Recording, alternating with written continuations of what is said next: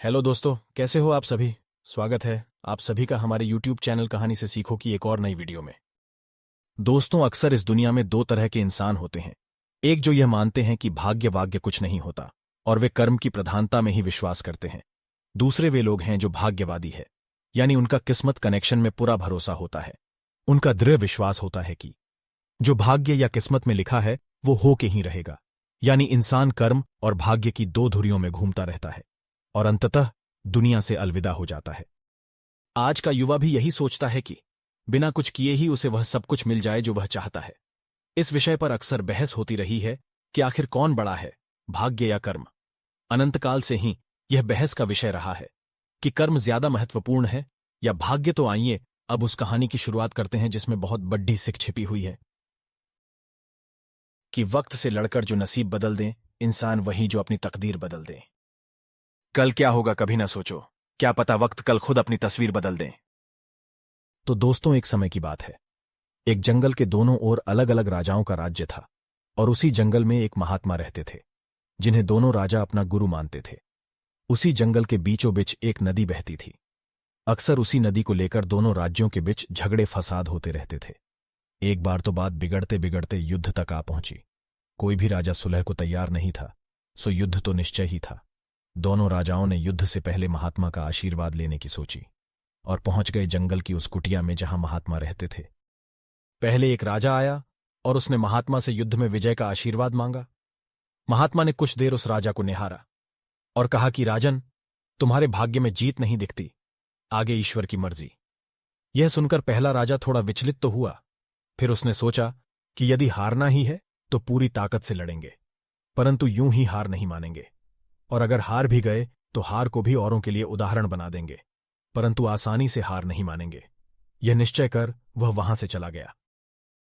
दूसरा राजा भी जीत का आशीर्वाद लेने महात्मा के पास आया, उनके पैर छुए और विजय श्री का आशीर्वाद मांगा। महात्मा ने उसे भी कुछ देर निहारा और कहा कि बेटा, भाग्य तो तुम्हारे साथ ही है। यह सुनकर राजा तो खुशी से भर गया और वापस जाकर निश्चिंत हो गया, जैसे कि उसने युद्ध तो जीत ही लिया हो। युद्ध का दिन आया।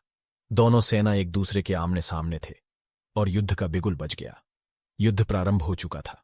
एक तरफ की सेना यह सोचकर लड़ रही थी कि चाहे किस्मत में हार हो पर हम हार नहीं मानेंगे, हम अपना सर्वश्रेष्ठ कोशिश करेंगे, अपना सर्वस्व झोंक देंगे। और वहीं दूसरी तरफ की सेना एक निश्चिंत मानसिकता के साथ लड़ रही थी कि जितना तो हमें ही है तो घबराना कैसा। लड़ते लड़ते दूसरी सेना के राजा के घोड़े के पैर का नाल भी निकल गया और घोड़ा लड़खड़ाने लगा, पर राजा ने ध्यान ही नहीं दिया, क्योंकि उसके दिमाग में एक ही बात चल रहा था कि जब जीत मेरे भाग्य में है ही, फिर किस बात की चिंता। कुछ ही क्षण बाद दूसरे राजा का घोड़ा लड़खड़ाकर गिर गया, जिससे राजा भी जमीन पर गिर पड़ा और घायल हो गया और वह दुश्मनों के बीच घिर गया। पहले राजा के सैनिकों ने उसे बंधक बना लिए एवं उसे अपने राजा को सौंप दिया। युद्ध का निर्णय हो चुका था। युद्ध का परिणाम बिल्कुल महात्मा के भविष्यवाणी के उलट था। निर्णय के बाद महात्मा भी वहां पहुंच गए। अब दोनों राजाओं को बड़ी जिज्ञासा थी कि आखिर भाग्य का लिखा बदल कैसे गया। दोनों ने महात्मा से प्रश्न किया कि गुरुवर, आखिर ये कैसे संभव हुआ। महात्मा ने मुस्कुराते हुए उत्तर दिया, राजन, भाग्य नहीं बदला, वो बिल्कुल अपने जगह सही है, पर तुम लोग बदल गए हो। उन्होंने विजेता राजा की ओर इशारा करते हुए कहा कि अब आपको ही देखो राजन, आपने संभावित हार के बारे में सुनकर दिन रात एक कर दिया। सब कुछ भूलकर आप जबरदस्त तैयारी में जुट गए, यह सोचकर कि परिणाम चाहे जो भी हो पर हार नहीं मानूंगा। खुद हर बात का ख्याल रखा, खुद ही हर रणनीति बनाई, जबकि पहले आपकी योजना सेनापति के भरोसे युद्ध लड़े डहाने की थी। अब महात्मा ने पराजित राजा की ओर इशारा करते हुए कहा कि राजन, आपने तो युद्ध से पहले ही जीत का जश्न मानना शुरू कर दिया था। आपने तो अपने घोड़े की नाल तक का ख्याल नहीं रखा, फिर आप इतनी बड़ी सेना को कैसे संभालते और कैसे उनको कुशल नेतृत्व देते। और हुआ वही जो होना लिखा था। भाग्य नहीं बदला, पर जिनके भाग्य में जो लिखा था उन्होंने ही अपना व्यक्तित्व बदल लिया। फिर बेचारा भाग्य क्या करता।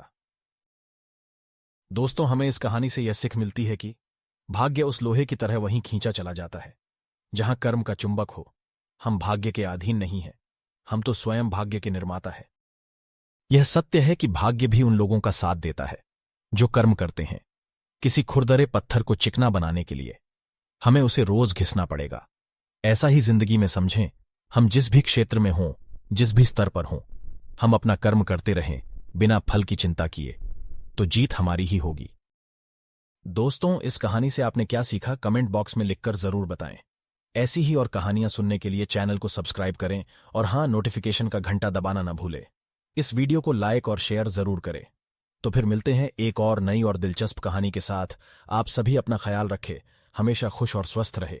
इसी मनोकामना के साथ कहानी सुनने के लिए आप सभी का बहुत बहुत धन्यवाद।